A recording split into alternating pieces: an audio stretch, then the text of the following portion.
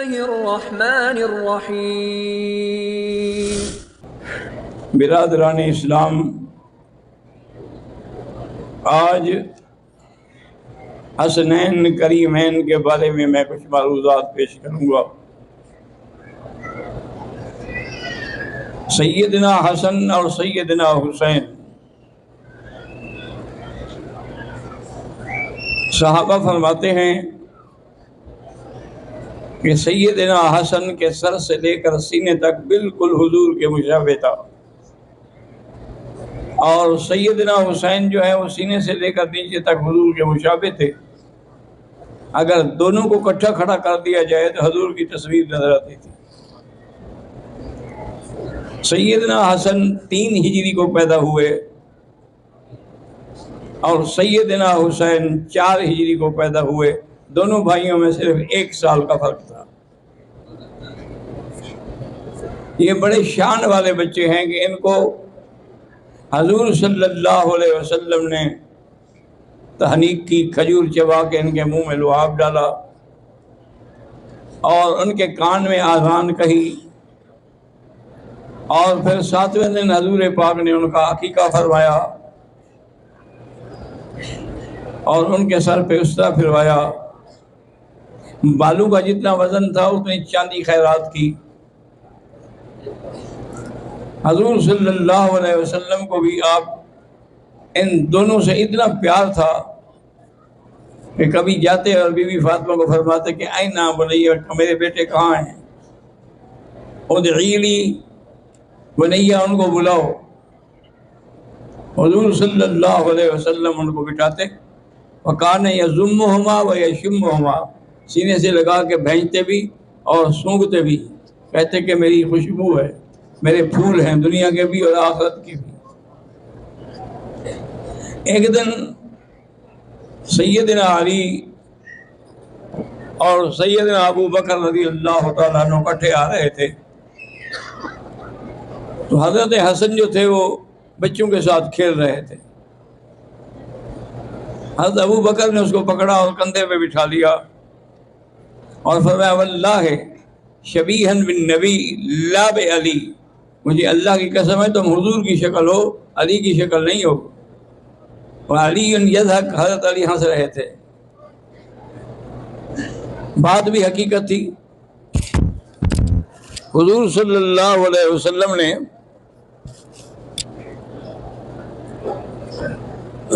ایک دن جمعہ میں خطبہ پڑھا رہے تھے، دیکھا کہ یہ دونوں بچے آ رہے ہیں، ان میں سرخ رنگ کی قمیصیں ہیں لیکن قمیصیں لمبی ہیں، اس لیے پاؤں ان میں پھنس جاتا ہے تو گر جاتے ہیں، پھر اٹھ جاتے ہیں، پھر گرتے ہیں، پھر اٹھتے ہیں۔ حضور صلی اللہ علیہ وسلم سے برداشت نہ ہوا، آپ نے خطبہ چھوڑ دیا جمعہ کا، نیچے اتر کے گئے اور دونوں بچوں کو لا کے ایک کو دائیں ایک کو بائیں بٹھایا اور فرمایا صدق اللہ، اللہ کا فرمان سچا ہے، انما اموالکم و اولادکم فتنہ، کہ مال اور اولاد تمہارے لیے آزمائش۔ دیکھو میں برداشت نہیں کر سکا بچوں کا گرنا۔ حضور صلی اللہ علیہ وسلم ایک دن بی بی ام الفضل کے گھر میں بیٹھے تھے کہ بی بی ام الفضل نے کہا کہ یا رسول اللہ، میں نے خواب دیکھا ہے اور بڑا خطرناک خواب ہے۔ اور پھر میں بیان تو کروں یا رسول اللہ، بڑا شدید ہے، بڑا خطرناک ہے، مجھے تو بیان کرتے ہوئے بھی ڈر لگتا ہے۔ اور میں بتاؤ کیا بات ہے؟ اس نے کہا کہ یا رسول اللہ، میں نے خواب میں دیکھا ہے ان قطعۃ من جسدک قطعت، آپ کے بدن سے ایک ٹکڑا گوشت کا کاٹا گیا اور میری گود میں ڈالا گیا۔ حضور پاک مسکرا دیے، فرمایا بیوی یہ تو بڑا مبارک خواب ہے۔ کہا حضور کیسے؟ فرمایا اصل میں بات یہ ہے کہ ابھی بی بی فاطمہ کو بچہ پیدا ہوگا اور وہ بچہ تیری گود میں آئے گا۔ تو پھر بی بی ام الفضل جو تھی ان کو بڑا خوشی ہوئی کہ میرا خواب تو بڑا اچھا تھا۔ حضور صلی اللہ علیہ وسلم آپ بھی ایک دن نیند میں تھے، بی بی ام حرام کے گھر میں سو رہے تھے، نیند سے اٹھے تو آپ کی آنکھیں مبارک سرخ تھیں۔ بی بی نے پوچھا کہ یا رسول اللہ کیا وجہ ہے کہ آپ پریشان ہیں؟ انہوں نے کہا مجھے اللہ نے وہ جگہ دکھائی ہے جہاں میرے بیٹے کو ذبح کیا جائے گا، اور یہ سرخ مٹی بھی اللہ نے دکھائی کہ اسی مٹی پہ ذبح ہوگا۔ انا للہ و انا الیہ راجعون۔ حضور صلی اللہ علیہ وسلم اور تمام صحابہ اتنا احترام کرتے تھے۔ حضرت عمر رضی اللہ تعالیٰ عنہ کے ہاں جب وظائف آئے تو آپ نے بدری صحابہ کو 5,000 درہم فی آدمی دیا، حضرت حسن حسین کو بھی 5,000 فی آدمی دیا۔ تو بعد نے کہا حضرت وہ تو جنگ میں شریک بھی نہیں تھے، اگر ہمیں تمہیں پتہ ہے تم ان جیسا باپ لے آ سکتے ہو، ان جیسی ماں لا سکتے ہو، ان جیسا نانا لا سکتے ہو۔ تو اب جا کے صحابہ خاموش ہوئے، اور آپ کی سخاوت کا یہ عالم تھا کہ ایک دفعہ سفر پہ روانہ ہوئے، حضرت حسین خادم بھی ساتھ تھے، لیکن اللہ کی شان یہ ہے کہ بارش شروع ہو گئی۔ آپ نے فرمایا کہ دیکھو کوئی خیمہ نظر آئے کسی بدو کا تو پناہ لیں وہاں۔ تو ایک بدو کا خیمہ نظر آیا تو حضرت حسین وہیں تشریف لے گئے۔ انہوں نے کہا حباً و تقریباً، انہوں کو یہ نہیں پتا تھا کہ حسن حسین ہے۔ انہوں نے کہا آپ ہمارے مہمان ہیں، اہلاً و سہلاً، میرا خاوند پانی لینے کے لیے گیا، ابھی آ جاتا ہے۔ اس کا خاوند آیا، اس نے دیکھا اتنی خوبصورت شکل والا آدمی جس کی شکل حضور سے ملتی ہو۔ اس نے بڑا احترام کیا اور ایک دمبا جو ہے ذبح کر کے اس کو باقاعدہ پکایا، بھونا اور حضور کے سامنے رکھ دیا۔ اللہ کی شان، بارش پھر بھی نہیں رکی، دوسرے دن بھی بارش ہوتی رہی، دوسرے دن بھی اس نے بکرا ذبح کیا، تیسرے دن بھی بارش ہوتی رہی، اس نے تیسرے دن بھی دمبا ذبح کیا، پھر بارش رک گئی۔ آپ نے خادم سے کہا بھی کتنے پیسے تمہارے پاس ساتھ ہیں؟ انہوں نے کہا حضرت 20,000 درہم، میں 10,000 اس کو دے دو۔ 10,000 درہم دے دیے، حکم تھا حضرت کا۔ اور ساتھ یہ بھی فرمایا کہ کبھی مدینے آؤ تو حسن حسین کا نام پوچھ لینا، ہم سفر میں ہیں، تمہاری خدمت نہیں کر سکے، وہاں تمہاری خدمت کریں گے۔ جب چل پڑے تو خادم نے کہا کہ حضرت ایک ہی جگہ آپ نے 10,000 لٹا دیے، باقی تو 10,000 ہیں، آگے جانے کی پھر کیا ضرورت ہے؟ یہ آگے کوئی مستحق ملے گا اس کو آپ دے دیں گے، پھر سفر کیسے طے ہوگا؟ انہوں نے کہا جیسے اللہ نے مجھے دیے ہیں وہی پھر بھی مجھے دے گا۔ اللہ یبسط الرزق لمن یشاء ویقدر۔ اللہ تبارک و تعالیٰ نے قرآن مقدس میں یہ آیت نازل فرمائی، انما یرید اللہ لیذہب عنکم الرجس اہل البیت وَيُطَهِّرُكُمْ تَطْهِيرًا۔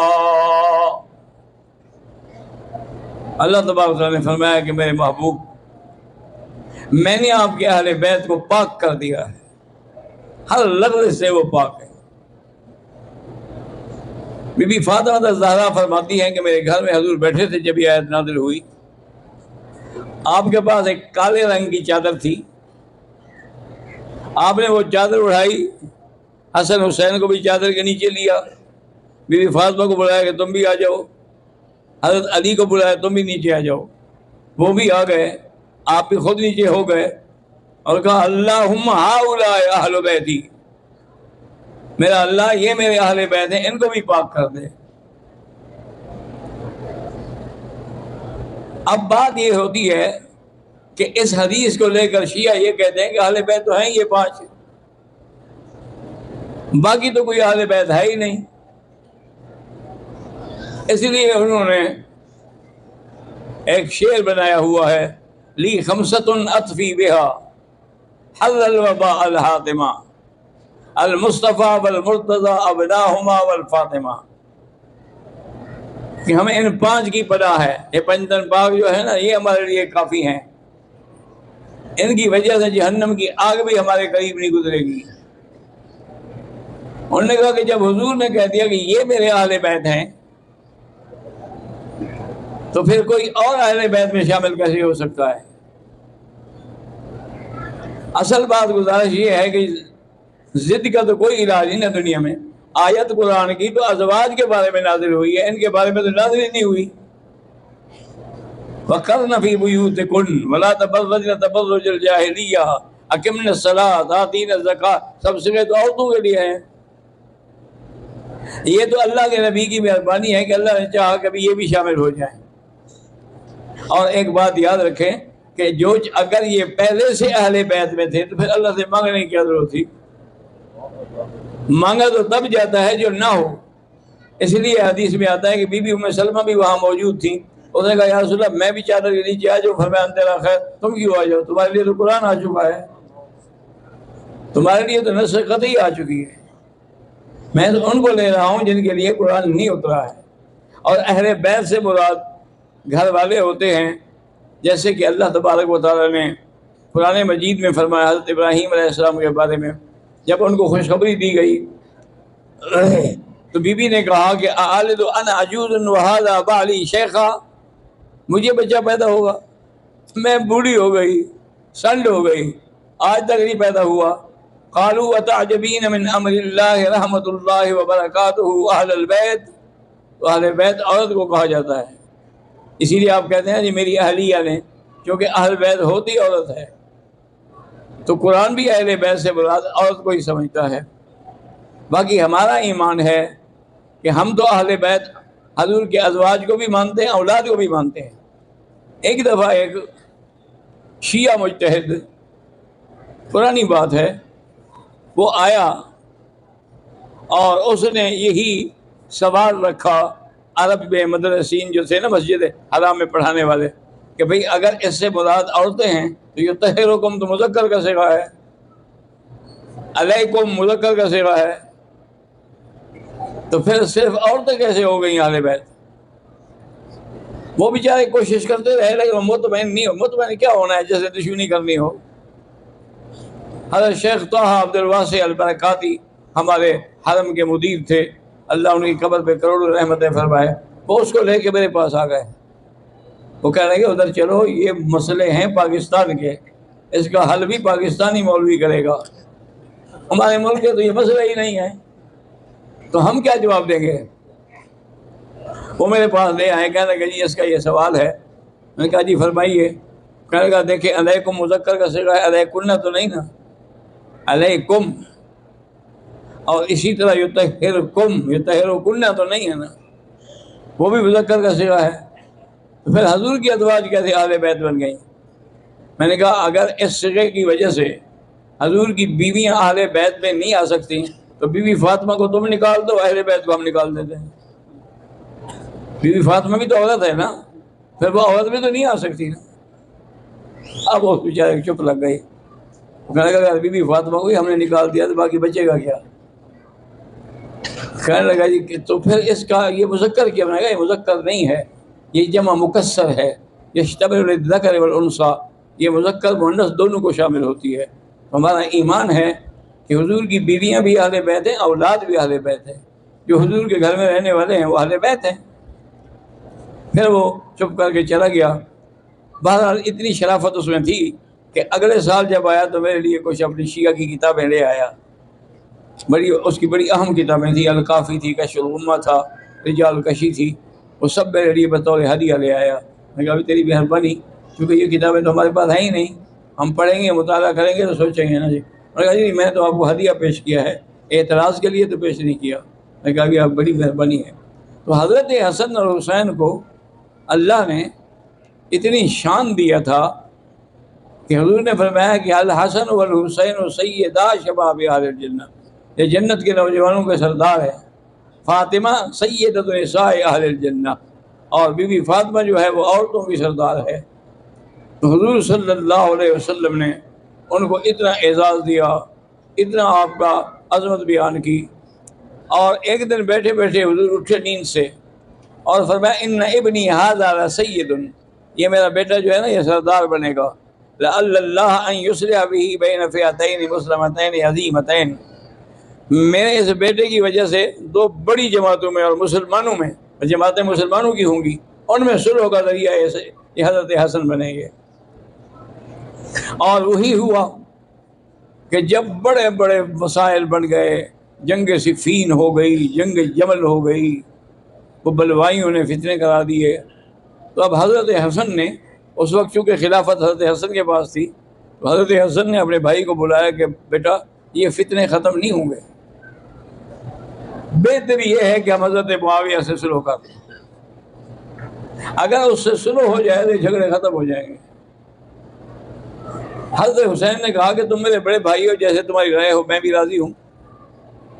حضرت امیر معاویہ کو بلایا گیا رضی اللہ تعالی عنہ ورضاہ، کیونکہ حضرت معاویہ بھی تو بڑے شان والے صحابی تھے نا، کاتب الوحی تھے.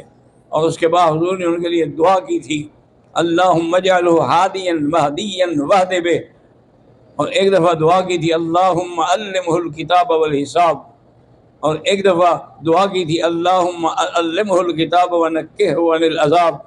بڑی دعائیں کی حضور نے حضرت معاویہ کے لیے. وہ آئے تو حضرت حسن حسین نے صلح کر کے ان کے ہاتھ میں بیعت کر لی. تو اب حضرت امیر معاویہ جو تھے وہ بھی خلفائے راشدین میں آ گئے، ورنہ پہلے تو خلفائے راشدین میں نہیں تھے نا. حضرت امیر معاویہ رضی اللہ تعالیٰ عنہ نے آپ کے حکم کے مطابق وہ معاملہ سنبھال لیا، اور اتنی فتوحات کی آپ نے کہ وہ جنگ بحریہ کا جو بیڑا تھا نا، جو یزید ابن سفیان، حضرت سفیان کے بیٹے یزید نے بنایا تھا، تو اس کی قیادت کرنے والا، کمان کرنے والا امیر معاویہ تھا. امیر معاویہ نے کیسریہ کے علاقے میں 80,000 کافروں کو قتل کیا. اتنا بڑا جری آدمی تھا اور بڑا خوبصورت آدمی تھا اور بڑا لہیم تھا، شہیم تھا، لیکن اتنے سادے تھے کہ کپڑے پھٹے ہوئے ہوتے تھے، قمیض پھٹے ہوئے ہوتے تھے. حالانکہ وہ امیر معاویہ جو اب تو وہ امیر تھا، اب تو خلیفہ تھا، لیکن اس کے باوجود بھی سادگی کا یہ عالم تھا. اللہ تبارک و تعالیٰ نے حضور کی وہ خواب جو تھا، فرمان جو تھا، وہ پورا کر دیا کہ حضرت حسن کی وجہ سے دونوں میں صلح ہو گئی. تو حضرت حسن اور حضرت حسین جب بھی کبھی جاتے شام حضرت معاویہ کو ملنے کے لیے، وہ دونوں کو 2-2 لاکھ درہم ہدیہ دیتا تھا. اتنا اکرام و احترام کرتا تھا. کہتا تم میرے حضور کے چمن کے پھول ہو، میں تمہارا احترام نہیں کروں گا تو پھر کون احترام کرے گا، صلی اللہ علیہ وسلم.